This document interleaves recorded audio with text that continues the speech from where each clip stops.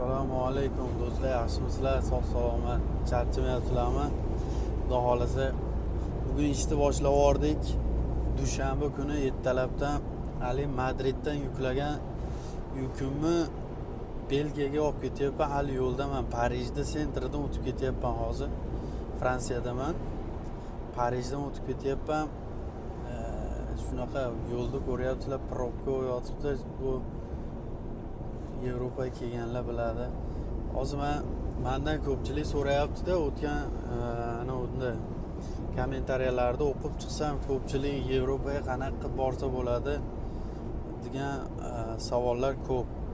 Xullas, Yevropaga o'z jo'natadiganlar shu mavzuning ichiga kirgim kelmasdi-yu, mayli bizni endi boshqa odamlar kuzatadi, mayli informatsiyasi yo'qlar deb o'yladim.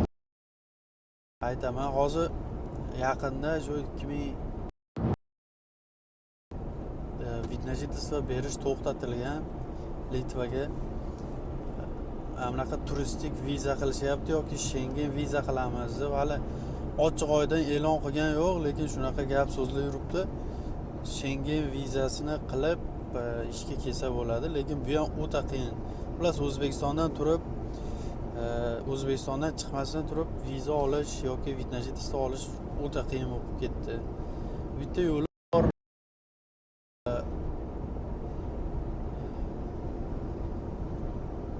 Turistik viza qilasizlar, Yevropeyskiy, qayerga bo'lsa Litva farqi yo'q.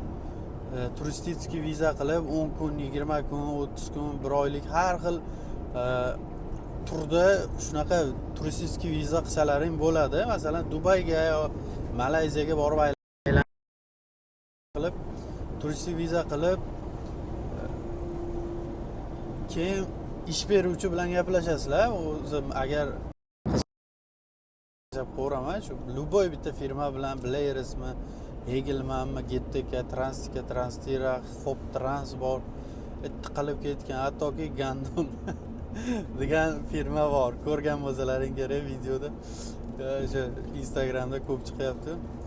Shu firmadan biratasi bilan gaplashasizlar, o'sha ish beruvchi bilan, ular ishlamoqchiman, shunaqa bo'pti, короче, kelsang olamiz degan o'sha firma bilan dogovor qilib, turistik viza qilib, kunini aniqlab, ular bitta sizlarni migratsiyaga yozadi Litvada migratsiyaga yozadi, kirib chiqib vitnajitovstvo topshirasizlar. Sudlanmaganlar haqidagi guvohnoma, balo battar o'sha qog'ozlarni olib kelib topshirasizlar. Yoki ana dalnabo'ychilar qilyapti ko'pchilik. Namanganda o'ta ko'p. Bir 90% O'zbekistonda mashinasini 90% Namanganliklar kelyapti. Xullas, viza qilishyapti, shopir bizni kirib yuk olib chiqamiz deb qilishyapti. Kesalaring bo'ladi. Undan ko'ra sizlarga bitta maslahat, shu boshi og'ritmasdan latviyskiy viza qilsa bo'ladi. Latviyagacha qiyinroq, lekin qilsa bo'ladi. Osonroq varianti. Latviyaga viza qilib turib yoki Estoniyaga, boshqa davlatga qilib ham kesalaring bo'ladi. Bolgariyaga ham vizani qilasizlar, kelib Litvaga tanishlaring, aka-ukalaring bordir. Har bitta mahallada hozir ishlashyapti. Juda ko'p o'zbeklar. Ular shu tanish-bilish qilib, topib tanishdi. Latviyskiy vizaga o'zgartirsalaring bo'ladi, vitnajitovstoga qilib beradi. O mashina buzilibdi-da, qaranglar, juda ajoyib yo'l. Mayli, tinchlik. Biz chapga buramiz. Shoshilma. Ertalabdan rosa quyosh va ko'zni olyapti. Mana shunaqa masala, tog'lar viza masalasini xudo xolasa hal qilsak bo'ladi. O'tgan o'sha 2020-yilga kelish u ertada bo'lgan. Mana shu yildan yilga osonlashib ketyapti. Endi litovskiysi qattiq qayerga ketyapti bu shoshilib? Shu litovskisi ichicha qatirib qo'ydi, lekin latviyskiy, estonskiy, Bolgariya, Xorvatiya u davlatlar hali u darajada hali vizani mahkamlab tashlagan yo'q. U davlatlarga yana plyus tomoni Litvaga kelib yoki Latviyaga kelib o'zgartirsalaring bo'ladi u vizani. Farqi yo'q, xullas Yevropani qaysi bir teshigidan kirishdi, kelib kirib olsalaring bo'ldi. Dokumentda qolganini hal qilsa bo'ladi. Keyin unda mana shu o'zimizni shopirlar ham ko'p kuzatadi-yu, masalan, chegarada qolib ketadi. Men bir paytlar o'zim ham Rossiyaga, Moskvaga yuk tashiganman. Moskvada yuk tashigan paytim chegarada Qozog'iston yoki Rossiyada ko'p qolib ketardik. 3 kunda Moskvaga yetib borardim, lekin yukni kutib hatto qolib ketardik-da, kunlab, oylab qolib ketardik. Yuk topish muammo bo'lardi. O'shaning uchun bizga yaqin tanishlar bor, xudo xolasa bugun erta o'sha yangilik programma ochyapti. 50 ming, adashmasam o'sha saytga 50 mingga kirasizlar. U Rossiyadan turib kirasizlarmi yoki O'zbek, Qozog'iston, Tojikiston farqi yo'q. Qatdan bo'lsa ham tar sayti hali saytga registratsiya qilib qo'ysalaring, keyin saytga kirasizlarda yukni topasizlar. Odamlar bo'lmaydi. Bitta kirib yukni topib, xuddi Yevropada qanaqa sistema, ana talkash shunaqa birdaniga o'sha yukni halol egasidan olasizlar, ketaverasizlar. Narxni tushirib yubordi, o'zgartirib yubordi. Kimdir taqdirda ham yukni olib oladi-da, hali yukni egasi bo'lib oladi. Boshqa odamga yukni sotadigan bolalar ham bor ekan. O'sha shopirlarga "Bo'pti, meni yukimni senga beraman, $50 haq berasan" deb.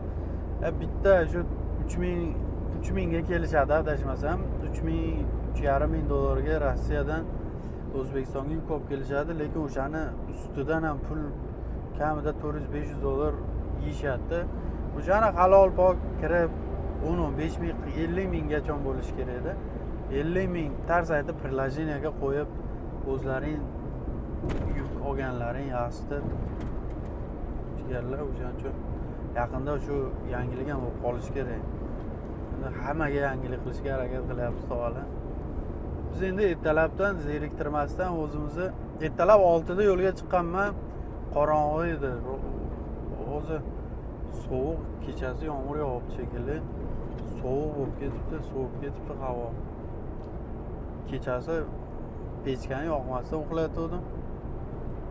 Ertalabga yaqin titrab, muzlab uyg'ondim. Vale, sovuqni ko'rib, qarasa badanlar ham muzlab qoldi. Kasal bo'lmasak bo'ldi, o'sha qulog'im og'riyapti-da, shamolladimmi nima. Parijda atmosferasi shu O'zbekiston, Farg'onani atmosferasiga o'xshaydi. Juda noyob emas. Shu Ispaniya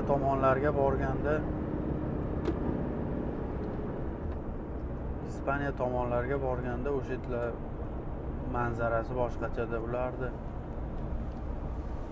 Ispaniyani manzarasi, Portugaliya manzara va shu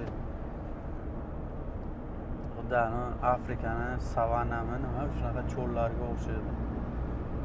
Shu dar manzara bo'ladi. Xohlasa yana Ispaniyaga berib qolsa, Ispaniyaga ketamiz, lekin yo'l yomon charchatyapti. Og'alar, tog'alar. Yo'l charchatyapti. Ispaniyaga 2000 kilometr yurish kerak. U tipa O'zbekiston, Rossiya degani-da u. Masalan, Germaniyadan yukni olib Ispaniyaga ketadigan bo'lsam, bu 2200 kilometr. Masalan, men Farg'onadan yuk tashganimda Moskvaga, unda ham mana 2200 kilometr bo'lganda, Moskvagacha Farg'onadan 2200 kilometr. Shuncha joyda 4 kun uxlamasdan dam olamiz, 9 soat dam olib yana yurish 9 soatda odam to'ymaydi uyqudan. Vaqti 9 soat o'zi asli uxlasa to'yadi-yu. Hatto ovqat qilish kerak, yana soat oladi. Ashli 4-5 soat vaqtimiz tiriklikda o'tadi uxlamasdan. 4 soat uxlab yana yurish kerak bo'ladi. Ispaniyaga yo'li odamni charchatadi-yu. Lekin men issiqlar kelganda, issiqlarda jo'natsa, xudo xolasa, konditsionerchalarni qo'shib, kayfiyat ko'tarilib, xudo xolasa, boshqacha kayfiyatda, atmosferada ketamiz. O'zi mana qaranglarda, ertalabdan beri o'zi menga hech narsa bo'lgan yo'q, xudoga shukr, oila tinch, hech qanaqa problema bo'lgan yo'q. Ertalabdan kayfiyatim yo'q, o'zimcha bo'g'ilib bir narsalar qilib yuribman. Bu tagini so'rasalaring, o'zi Germaniyaga kelyapman-ku, endi Belgiya, Germaniya bitta. Ash tomonga kelsa o'zi kayfiyat buziladi-da. Ash tomonlarga kelsa kayfiyat buziladi. Mayli, xudoga shukr. Endi Germaniyaga bir 1-2 hafta aylansa kerak, keyin agar Ispaniyalarga berib qolsa, tog'a do'ppisini osmonga otadi. Ispaniyaga yoki Fransiya ham bo'limen yaxshi, uni Italiyani agar через Monaco bersa, Monacolar juda chiroyli-da. Monaco tog'larida ustidan ketamizmi balki. Shunaqa gaplar. Bitta tranzitga ketyaptimi? Tranzitga. Hammasi o'zbekda, bashti tranzitkada, tranzitkami? Bashti 90% o'zbeklar ishlaydi-da. Toshkentliklar ko'payib ketibdi. Toshkentcha Shevada. Okey, men yoqqa kelyapman qilib. Bloger bo'lib ketishgan Toshkentda 90% Yevropaga kelgan shopirlar. Hozir endi O'zbekistonda 2,5 oy 3 oy dam olib keldim. Bu vaziyatda O'zbekistonda hali Instagramga kirmasdim. Kirsam, ishoninglar, Yevropaga kelgan odam borki, shu o'likdan tashqari tiriklarda hammasi Instagram ochib olgan. Yoshi katta domlami, alkashmi, yaxshi bolami, o'rtacharoq bolam, farqi yo'q. Hammasi taqqilatib tashlayapti. Instagram, YouTube hammani omadini bersin. Karvon ko'p, rizqi bo'lar. Bosishorsin. Hammani baribir o'ylash doirasi, мнение, hammada har xil kontent hech qachon bir xil bo'lmaydi. Kimnikidir ko'rilib, kimnikidir ko'rilmay qolmaydi. Zerikishadi u odamlar ham, zerikib taqqilatib tashlayapti hammasi. Gapiradigan mavzular qolmayapti Instagramda. Yevropada o'zi hojatxonasi bilan dushini ko'rsatmadik xolos. Agar o'shani ham ko'rsatganlar bo'lsa, yana bilmayman, yozinglar kommentariyaga. Ana yoqani tikkalab qo'yaylik. Mikrofon bilan gapiring deb kommentariyada o'qib qoldim. Mikrofonimiz bor, mana Saramonik mikrofonlarimiz bor. Erinardim-da, taqishga erinib, shuni gapirib ketaverardim.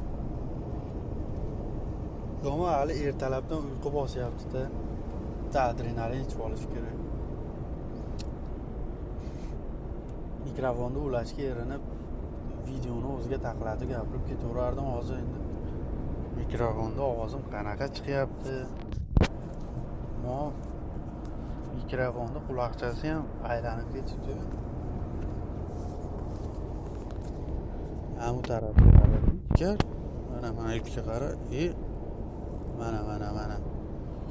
Ovozimiz endi yaxshi eshitilsa kerak. Pastga qarab qolgan ekan teshigi. Men aytdim, fura ham buzilganmi yo, anaqada turibdimi, litovskiy nomer ekan. Pauzada turibdi shekilli. Parijda sentri ahvolni ko'ryapsizlar. Men birinchi marta Parijda 2019-yil Parijga kelganimda mana musorlarni ko'ryapsizlarmi? O'ng taraf, chap taraf musorxona bo'yotibdi. Ko'rib hayron qolganman. Olim biz faqat Eiffel minorasi, yaxshi odamlar, sochlari uzun erkaklar, Da Vinci, Leonardo, DiCaprio bo'lib ketgan yaxshi odamlar, taassurot yaxshi bo'lgan xullas.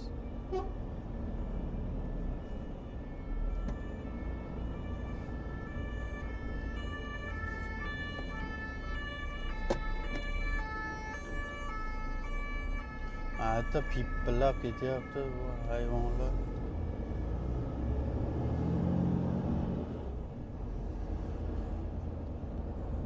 Ashta yo'lni qisib qo'yadi o'ng tomonda. O'tolmaysan. Mayda ham to'xta qo'y. Bu Parij. Ammo bir tarafdan yaxshi, pauza vaqti tugaganda любой joyga to'xtayverasizlarda Fransiyada. Parkingga to'xtash shart emas.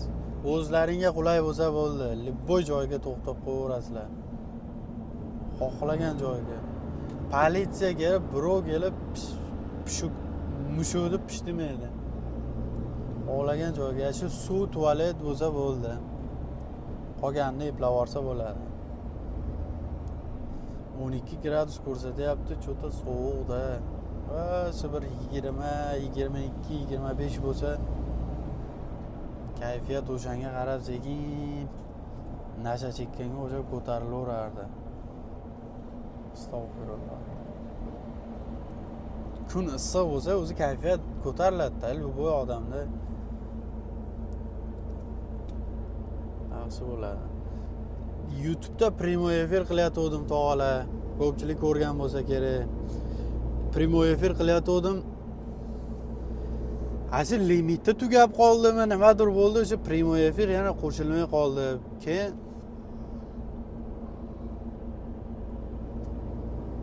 110 euroga 1 yillik limitda anaqa pro versiyasi bor ekan. Uni sotib oldim.